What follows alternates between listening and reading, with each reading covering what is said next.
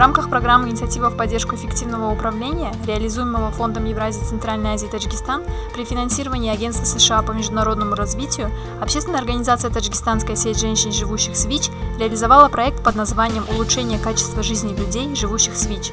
Целью проекта является внедрение системы перенаправления и улучшение качества услуг людей, живущих с ВИЧ в городе Гисар. Реализация проекта началась в январе 2016 года. Люди, живущих с ВИЧ, обращаются к общественной организации и центрам СПИД по проблемам и юридической, и социальной, и медицинской. К сожалению, в ходе нашей деятельности мы видели, что люди, живущие с ВИЧ, чаще всего сталкиваются с проблемами, семейными проблемами, с разводами и проблемами жилищного характера. И в связи с этим многие из этих людей боятся раскрытия статуса, они обращаются к другим государственным структурам. И в рамках проектов мы объединили 3 компонентов – это социальная, медицинская и юридическая помощь. Люди, живущие с ВИЧ, могут получить услуги на местах, например, обращаясь в местные хукуматы и получить оттуда услуги юридического характера или социального характера.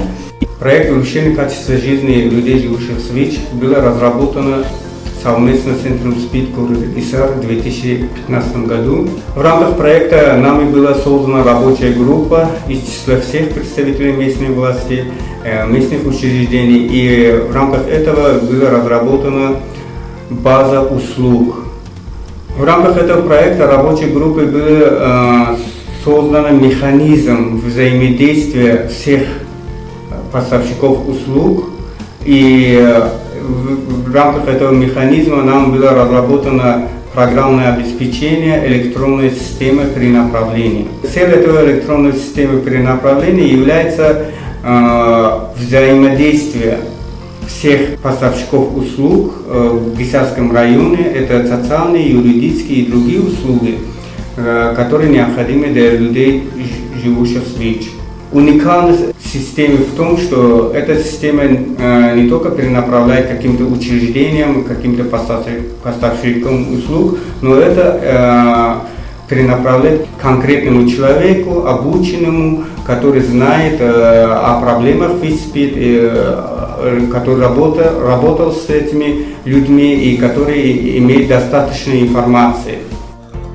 База данных, созданная общественной организацией «Таджикистанская сеть женщин, живущих с ВИЧ», имеет несколько функций: поиск клиента, регистрация клиента, отчеты, услуги, органы, предоставляющие услуги, а также список ответственных лиц. С целью сохранения анонимности все имена в базе данных скрываются, и перенаправление происходит с помощью кодов. В базе данных можно увидеть не только название органа, предоставляющего услуги, и вид предоставленных услуг, но и статус предоставленной услуги и ответственное лицо, выполнившее работу.